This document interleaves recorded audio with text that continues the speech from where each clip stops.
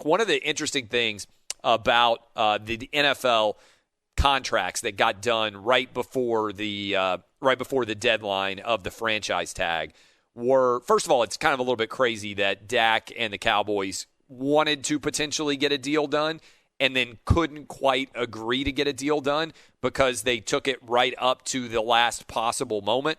And that in and of itself is kind of crazy. Like, I understand the purpose of a deadline. The only purpose of a deadline is to know when you have to get something done. So if they got that close to getting an extension done and it didn't actually happen, how in the world is that possible when you have as many highly paid people involved as you could?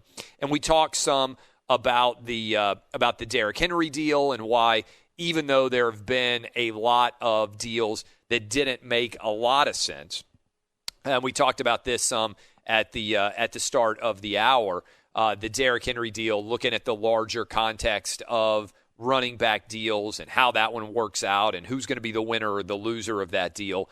It's kind of amazing to think about Myles Garrett, because this is a guy who has gone through an incredible trajectory over the course of the last, we've all kind of gone through, let's be honest, an incredible trajectory since back in, I believe it was November, on that Thursday night football game when Myles Garrett hit Mason Rudolph in the head and lost the rest of his season.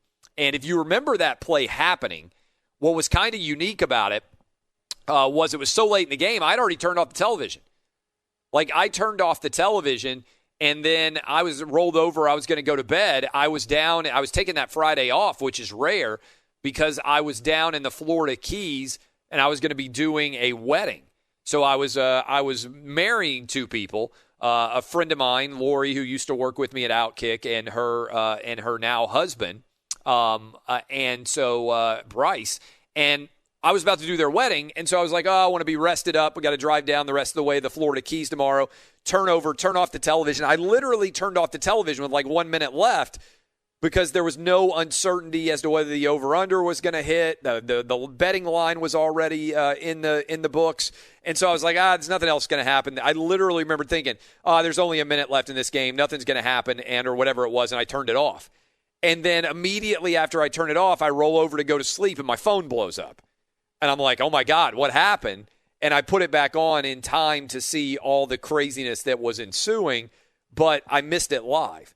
Well, if you've ever questioned the value of a player and how all that matters is his actual talent, Myles Garrett seems to be a pretty good dude overall. Smart guy, has relatively, obviously really performed at a high level when he's been on the field for the Browns. Seemed to be playing angry last year. Basically, if you look at the trajectory of his entire season, I don't know what exactly was going on. But, Dub, you hit me with what I thought was a pretty funny stat.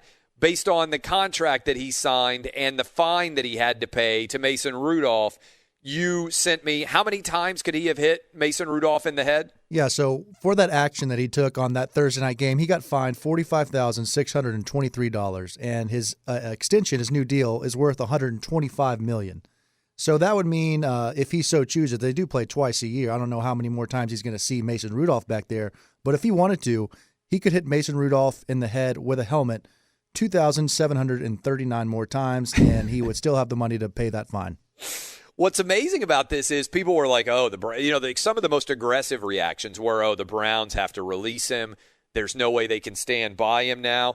And the dude just got the most, I think it's the most guaranteed money in the history of any player on the defensive side of the ball in all of the NFL. So you're talking about a guy who went from a pariah.